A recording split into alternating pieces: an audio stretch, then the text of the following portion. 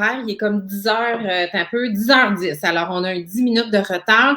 On s'excuse. En fait, c'est parce que Marie et moi, ça faisait longtemps qu'on s'était parlé, puis on avait une petite mise à jour à faire de nos petites nouvelles. Là. Mais voilà, on est là. On est de bonne humeur ce matin. Il fait beau, il fait soleil. J'espère que vous êtes de bonne humeur aussi. Mon intention avec cette émission-là, bien sûr, c'est de vous faire connaître différents visages d'Arbonne, mais c'est aussi de mettre un peu de lumière, un peu de bonheur, un sourire sur vos lèvres ce matin. Donc, voilà. Pour moi, écoute, je me gâte à tous les matins parce que je pars ma journée avec une fille que je trouve inspirante. Donc, voilà. Alors, ce matin, je vous présente la belle Marie Carpentier. Bonjour Julie. Bon matin, Marie.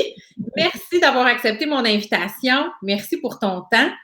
Alors, Marie et moi, on se connaît depuis 2 ans et demi, quelque chose dans ce coin-là. Oui. Et donc, voilà. Donc, j'ai très, très hâte de vous la faire découvrir. Marie, ma première question, c'est comment as-tu été introduite à Arbonne et quand? Comment ça s'est passé? Le premier contact que j'ai eu avec Arbonne, ça remonte vacances de Noël il y a 7 ans. Donc 2013, 2014 facilement, sur une plage. Une connaissance à moi m'a offert d'aller prendre une marche. On est parti pour une grande marche, puis elle avait plein de choses à me raconter, puis elle me parlait un langage que je comprenais pas du tout. Puis tout ce qu'elle me disait, elle avait l'air très excitée, très, très excitée de ce qu'elle faisait. Puis, je savais que c'était une mère à la maison, elle avait 4 enfants, elle n'avait pas le temps de travailler à temps plein, puis elle semblait avoir trouvé, ce qui me reste comme souvenir, c'est qu'elle avait trouvé quelque chose qui lui permettait de gérer son temps. Puis elle me dit, regarde, demain matin, je vais t'apporter des produits, puis on est au soleil, on a la peau toute... puis elle dit, essaye ça. Elle avait apporté des produits pour mon mari, puis pour mes 2 ados, mes 2 jeunes qui étaient ados à ce moment-là. Donc, on se retrouve à la plage, elle nous offre les produits. Moi, j'arrive le soir, j'essaie les produits. Coup de foudre total. Au bout de 3 jours, je coupais les petits tubes pour aller chercher le reste de la crème pour être sûre de ne pas en manquer. Puis là, au bout de 3 jours, j'ai fait comme, hey, c'est quoi ces produits-là? Je suis littéralement tombée en amour avec les produits. OK. À ce moment-là. Puis là, dans le fond, est-ce qu'elle t'a parlé de l'occasion d'affaires tout de suite pour voir si ça pouvait être un fit pour toi? Oui, elle m'a parlé de ça, mais pas comme ça. Elle me disait tous les avantages qu'il y avait à devenir conseillère indépendante. Puis elle me disait surtout, parce qu'elle me connaissait relativement bien, puis elle savait que je cherchais du temps, puis une autre façon, puis j'étais pris, à ce moment-là, je travaillais énormément. Puis elle était très à l'écoute, cette fille-là. Puis elle me disait, Marie, quand tu vas devenir zone, tu vas pouvoir léguer ça. Mais moi, là, c'était comme du chinois. Elle me parlait, puis je comprenais absolument rien, puis c'était stimulant d'entendre parler. Puis elle me disait, tu serais bonne à faire ce que je fais. Mais elle me disait pas trop ce qu'elle faisait. Mais elle disait juste, tu serais bonne à faire ça. Fait que ça a semé une petite graine dans ma tête. OK. Mais là, c'est pas là que tu as démarré ton entreprise Arbonne. C'est pas à ce moment-là. Tu as comme eu un autre contact un peu plus tard qui a comme été le déclic qui a fait que tu as choisi de lancer ton entreprise. Exactement. Okay. Moi, je pense que c'est Arbonne qui m'a trouvé parce que moi, je cherchais pas nécessairement ça. J'ai rencontré Arbonne il y a 2 ans et demi, presque 3 ans au mois d'août. Ma fille s'était blessée, j'étais allée en physiothérapie, puis je suis une fille d'art visuel. Alors, j'avais aucune idée. Là, ce que Geneviève m'avait présenté il y a 7 ans, là, je savais même pas comment ça s'appelait. Elle n'avait pas fait de suivi, elle n'est jamais revenue avec ça. J'avais perdu sa petite carte d'affaires. On est revenu de vacances, la vie a continué, puis j'ai complètement oublié ça. Mais j'étais en amour avec les produits. Est-ce que tu étais cliente? Est-ce que tu avais racheté des produits? Elle n'avait fait aucun suivi. J'avais aucune possibilité de la rejoindre. Puis j'avais perdu son numéro de téléphone. Puis je pense qu'on n'était pas amis sur Messenger. Là. C'est quelqu'un que je voyais juste en vacances. OK. Puis, alors, c'est ça. Ça a comme sorti de ma tête. Mais j'adorais les produits. Puis là, quand j'étais allée en physio avec ma fille, j'ai vu... Oh, attends un petit peu. On est... Marie. On t'a perdu. Attends un peu. Attends un petit peu.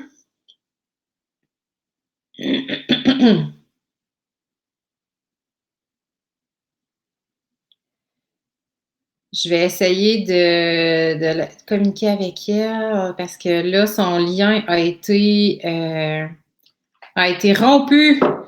C'est ça la beauté de l'informatique et du live. Alors, je vais voir. OK, elle a eu mon message. Donc, on espère qu'elle va être capable de se rebrancher. Je sais que présentement, hein, tout le monde est en ligne, tout le monde utilise différentes plateformes. Donc, il y a beaucoup de trafic. Attends un petit peu. OK. Il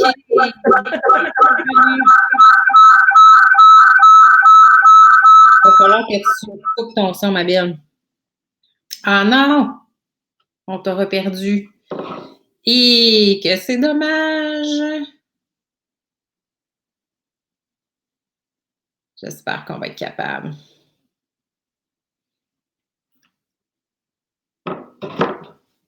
Des fois, c'est nos liens Internet aussi là, qui sont plus fragiles. OK. Parfait. OK. Bon. On est revenu. Eh oui, il y a tellement de gens qui font du télétravail que je pense que tout Internet est occupé. Oui, c'est ça, les lignes sont très occupées. Ben, ce que je disais, c'est ça, c'est que j'ai vu passer, elle a fait un massage à Emma avec le petit tuile détoxifiante, puis j'ai reconnu le logo. Et j'ai dit... Mémoire visuelle. J'ai dit à Isabelle, qui est ma physio, j'ai dit, où t'as pris ça? C'est quoi ça? Il me faut ça. Il faut absolument que je trouve ces produits-là. Là, ça faisait 4 ans, là. Et je me souvenais juste du logo. Puis, elle dit, ben là, si tu permets, on va finir le traitement, puis on en jasera après, on ira prendre un petit café. Puis moi, ce que je me rappelle, j'ai dit, où est-ce que je peux signer pour être sûr de ne plus jamais en manquer de ce produit-là? Moi, j'ai vraiment, là, les produits, là, ça a été un coup de foudre total parce que j'ai différents paramètres de santé. Je suis dans le 2% des gens qui sont hyper allergiques aux parfums. OK. Alors moi, les produits cosmétiques, c'était comme danger toujours. Je me maquillais pas. Les antisudorifiques, c'était l'enfer, trouver ça. Toutes les crèmes de corps, je réagissais, puis je suis asthmatique, donc ça provoquait là, vraiment quelque chose de pas très agréable. Le Purel, j'étais intolérante à ça, allergique à toutes les odeurs. Alors, Arbonne, pour moi, ça a été comme, il me faut absolument ça. Là. Je réagis à rien de ces produits-là. Là. Ma santé va de mieux en mieux. J'ai plus d'allergie saisonnière non plus parce que je sens que mon corps est en train de se désintoxifier de tout cette scrap-là qui est toujours cachée dans la fameuse boîte parfum. Oui, c'est ça, parce que, tu sais, pour les gens qui nous écoutent et qui ne sont pas au courant de ça, quand c'est écrit parfum sur une liste d'ingrédients dans un produit, peu importe lequel, ils ne sont pas obligés de détailler c'est quoi les ingrédients qu'ils ont mis dans le parfum. Il peut se cacher là-dedans 3, 4, 500 ingrédients différents et c'est considéré comme la recette industrielle. Donc, ils ne sont même pas obligés de détailler ça. Mais effectivement, les parfums, c'est quelque chose qui est très irritant pour la peau. Et oui, effectivement, il y a des gens qui sont très allergiques à ça. Donc, parfait. Donc là, tu as su comment te procurer ces fameux produits-là. J'imagine que tu es allée prendre un café avec Isabelle. Allée prendre un café avec Isabelle. Et ce que je dis avant, c'est que mon chum aussi, il adorait les produits. OK. Lui, il avait rencontré une fille, il conduisait des trains pour Via Rail, puis il avait rencontré une fille dans son équipe de travail qui en vendait, puis il voulait tellement être sûr de ne pas manquer de crème à raser puis d'aftershave qu'il n'avait acheté 4 pots de chaque. OK. Mais la fille, elle n'avait pas dit qu'il pouvait juste aller magasiner dans sa boutique en ligne. Voyons.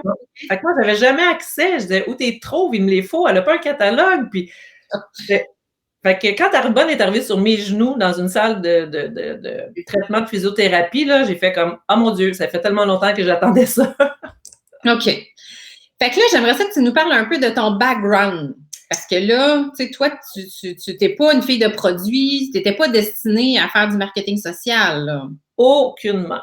Moi, j'ai un parcours assez atypique. J'ai étudié en art, j'ai étudié en design, j'ai étudié en graphisme, j'ai étudié beaucoup, beaucoup, beaucoup. Et finalement, je suis devenue muséologue spécialisée en éducation dans les musées. J'ai travaillé au plus grand musée du Québec, au Musée des Beaux-Arts de Montréal, où j'étais à la tête d'une 160 guides qui étaient beaucoup parfumés, que j'adore, avec qui je suis toujours en contact.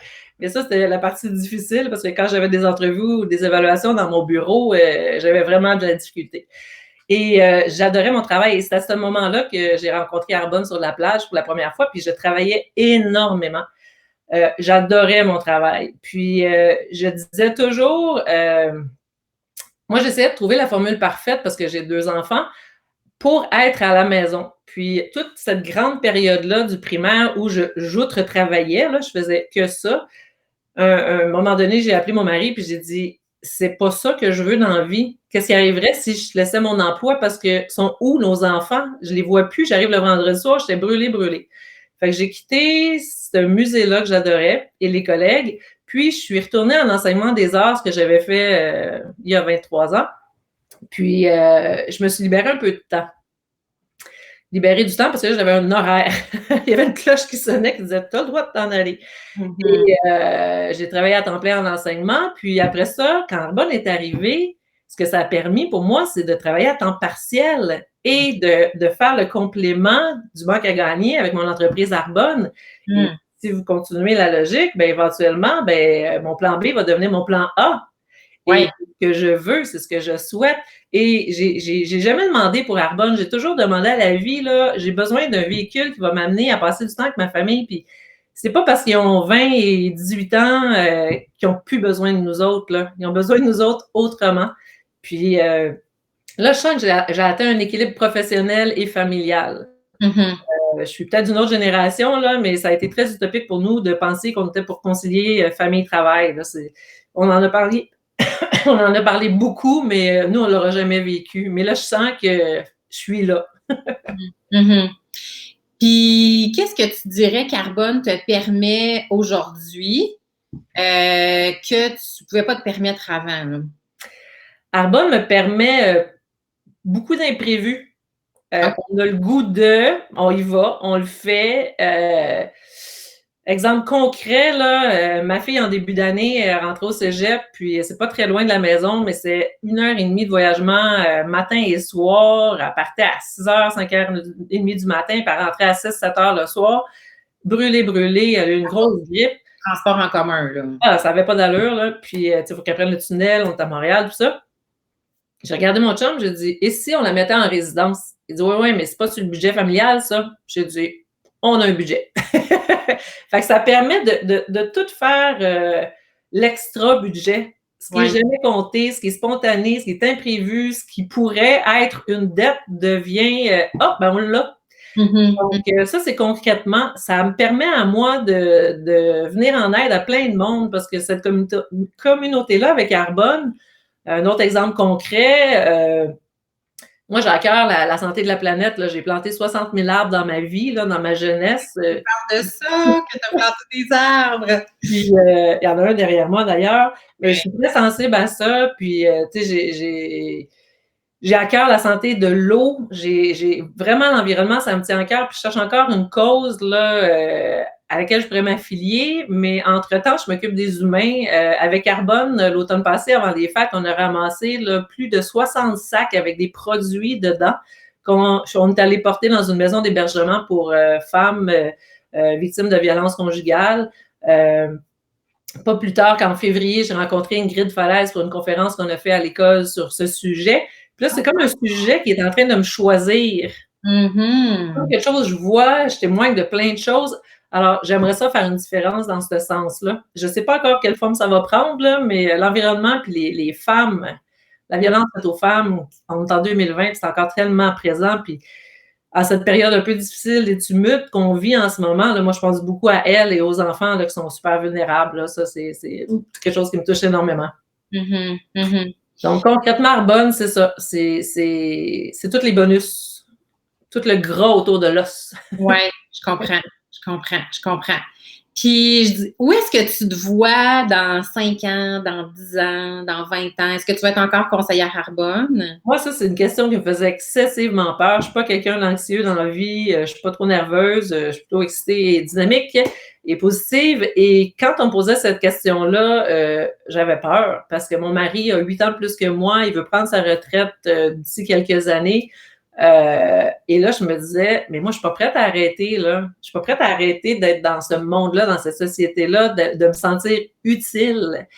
Alors, j'enseigne toujours, mais j'ai pas monté de fonds de pension de l'enseignement, moi, là, parce que je me suis promenée pas mal. Puis, fait que je me vois, c'est pas un travail, Arbonne. Pour moi, c'est une passion, c'est de l'éducation, c'est de la formation, c'est m'occuper de ma santé, faire du bien aux autres. Fait que moi, je me vois, là, honnêtement, là, bon, tu me demanderais mon rêve le plus fou, là. Vas-y, vas-y. Moi, j'aurais une Mercedes Sprinter blanche, évidemment, puis je me promènerais d'est en ouest, puis du nord au sud, et on peut faire du kilométrage en Amérique du Nord, là, et on peut descendre longtemps. Puis moi, là, j'irais parler de santé, puis j'irais arboniser les gens, j'irais leur faire du bien. Peut-être que je préfère quelque chose, justement, en me déplaçant, tu sais, comme une caravane beauté, mieux-être, santé ici, auprès des femmes qui ont de la misère et tout ça, là.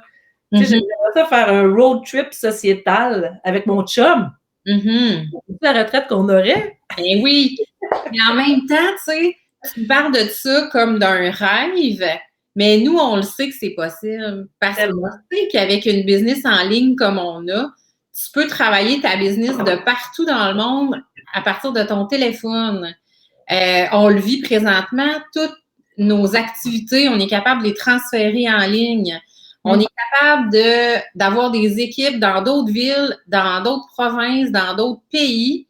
On est capable de choisir où on veut, quand on veut travailler, avec qui on veut. Avec qui on veut travailler. Fait que c'est pas une utopie. Non. C'est ça, là. Moi, ce que je trouve fantastique depuis que moi, j'ai mon entreprise Arbonne, c'est ça. C'est que rêver grand, c'est plus une utopie. C'est possible parce qu'on a un véhicule pour y arriver.